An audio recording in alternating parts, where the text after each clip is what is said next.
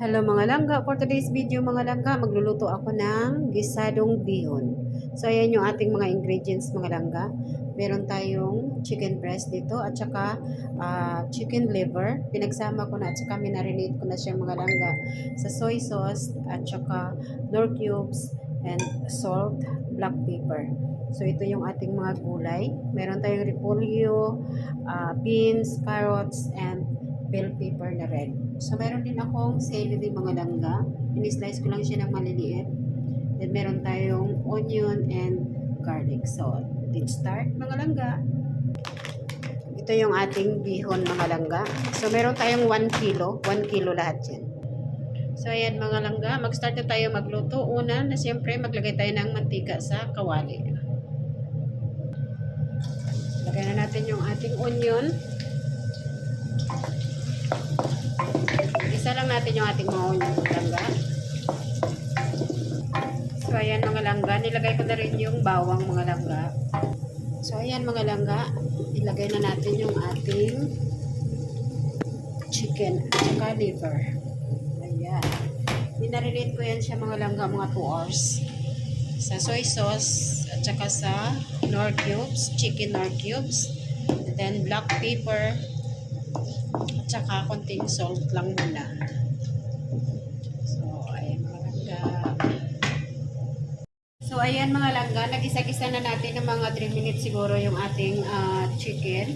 At saka yung liver natin. Ngayon, ilalagay ko tong celery mga langga. Ganyan ako magluto mga langga. Pag nagisa-gisa ko na yung ating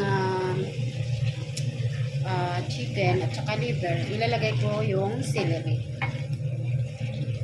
Nakakatulong kasi ito sa pantanggal ng lansa mga langga. So ayan, igisa lang natin. So ayan na mga langga. Ngayon mga langga, maglalagay ako ng oyster sauce. Konting oyster sauce lang. Yan. Then halo-haloin lang natin. Yan. So, igigisa pa rin natin siya mga langga. So, ayan mga langga. Ilagay na natin yung ating carrots. Tsaka yung ating beans. Ayan. Haluin lang natin mga langga. Iluto lang natin siya ng mga 2 minutes, 3 minutes. Saka natin maglagay tayo ng water. So, ayan mga langga. Maglagay na tayo ng water.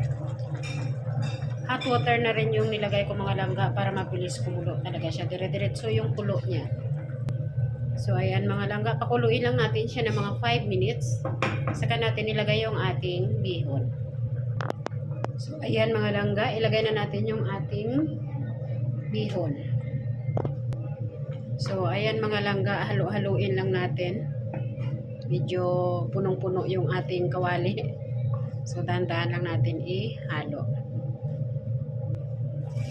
So, ayan mga langga, ilagay natin yung ating cabbage at saka yung ating bell pepper na red. Ayan, haluin lang natin mga langga. So, ayan na mga langga, luto na yung ating gisadong bihon. Ayan, thank you for watching mga langga. Please subscribe mga langga sa aking YouTube channel, Nining Kusinera KC. Ayan, bye! Thank you! God bless us!